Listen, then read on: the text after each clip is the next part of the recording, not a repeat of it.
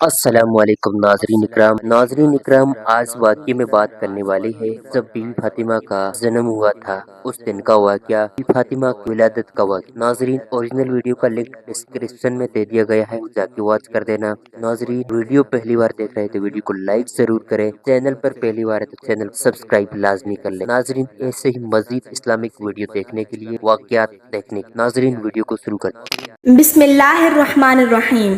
حضرت be be Fatima کی جب ولادت ہوئی تو اللہ تعالیٰ کا ایسا معجزہ ہوا کہ جسے سن کر آپ بھی حیران رہ جائیں گے۔ یہ واقعہ ہے حضرت محمد صلی اللہ علیہ وسلم کی لاڈلی بیٹی فاطمہ کی ولادت کا۔ حضرت فاطمہ کی ولادت سے پہلے بھی ہمارے پیارے نبی صلی اللہ علیہ وسلم کی 3 بیٹیاں تھیں، حضرت زینب، حضرت ام کلثوم اور حضرت رقیہ۔ یہ تینوں حضرت بی بی فاطمہ سے بڑی تھیں اور ان تینوں بیٹیوں کی ولادت ہمارے پیارے نبی کی نبوت کے اعلان سے پہلے ہوئی تھی۔ حضرت ختیجہ جو کہ حضرت فاطمہ کی ماں تھیں، جب حضرت ختیجہ نے اللہ کے نبی کا کلمہ پڑھا، جب آپ پر ایمان لے آئیں تو حضرت ختیجہ کے تمام رشتہ داروں نے اور مکہ کے لوگوں نے حضرت ختیجہ سے تمام رشتے ناطے توڑ دیے تھے، اور وہاں کی عورتیں بھی حضرت ختیجہ کے پاس نہیں آتی تھیں، کیونکہ حضرت ختیجہ ہمارے پیارے نبی پر ایمان لے آئی تھیں۔ جب حضرت بی بی فاطمہ کی ولادت کا وقت قریب آیا تو حضرت ختیجہ نے اپنے رشتہ داروں کی کچھ عورتوں اور اپنی سہیلیوں کو بلاوا بھیجا، لیکن ان سب نے یہ کہہ کر انکار کر دیا کہ تم نے محمد عربی کا کلمہ پڑھا ہے، ہم تمہارے گھر میں نہیں آئیں گے۔ یہ بات سن کر حضرت ختیجہ بہت ہی زیادہ پریشان ہو گئیں اور مایوس رہنے لگیں۔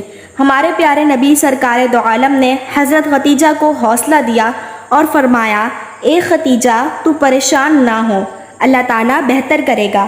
ہمارے پیارے نبی نے فرمایا کہ اللہ تعالیٰ نے حضرت جبرائیل علیہ السلام کے ذریعے مجھے پیغام بھیجا ہے کہ ہمارے گھر میں ایک پیاری سی بیٹی آنے والی ہے، اللہ تعالیٰ ہماری اس بیٹی کی نسل سے ایمان پیدا کرے گا جو میری نسل کہلائے گی۔ یہ بات سن کر حضرت ختیجہ بہت ہی خوش ہو جاتی ہیں۔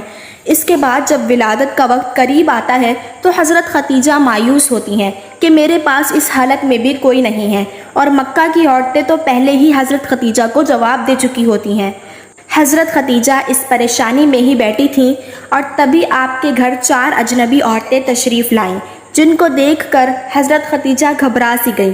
حضرت ختیجہ نے ان 4 عورتوں کو پہلے کبھی نہیں دیکھا تھا۔ ان عورتوں نے فرمایا، اے ختیجہ تو پریشان نہ ہو، ہم اللہ تعالیٰ کی طرف سے بھیجی گئی ہیں، ہم تمہاری مدد کرنے کے لیے آئی ہیں۔ روایات میں آتا ہے کہ جب حضرت بی بی فاطمہ کی ولادت ہوئی تو تب آپ کے چہرے پر اتنا نور تھا کہ جس کی چمک مکہ کے ہر گھر میں پہنچ گئی، اور یہی نہیں، دنیا کا ایسا کوئی کونا نہیں بچا تھا جہاں پر حضرت بی بی فاطمہ کے نور کی چمک اور روشنی نہ پڑی ہو۔ اس وقت جنت سے 10 حوریں حضرت ختیجہ کے پاس آئیں۔ وہ حوریں اپنے ساتھ آب کوثر کا پانی لے کر آئی تھیں، جس پانی سے حضرت بی بی فاطمہ کو انہوں نے غسل دیا اور جنت کے کپڑوں سے ان کو لپیٹ دیا۔ حضرت بی بی فاطمہ کی ولادت کے بعد اللہ تعالیٰ نے جنت سے بی بی فاطمہ کے لیے لباس بھیجا تھا اور آب کوثر کا پانی بھیجا تھا، جس سے بی بی فاطمہ کو غسل دیا گیا تھا اور جنت کے کپڑے سے بی بی فاطمہ کو لپیٹا گیا تھا۔ اس کے بعد آسمان پر ایک ایسا نور ظاہر ہوا کہ فرشتوں نے ایسا نور اس سے پہلے کبھی نہیں دیکھا تھا۔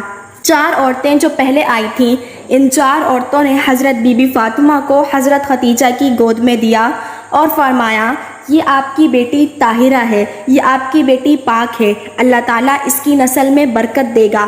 روایات میں آتا ہے کہ ایمن ہمارے پیارے نبی کے گھر کی طرف تشریف لا رہی تھی تاکہ فاطمہ کی مبارکباد دے سکیں۔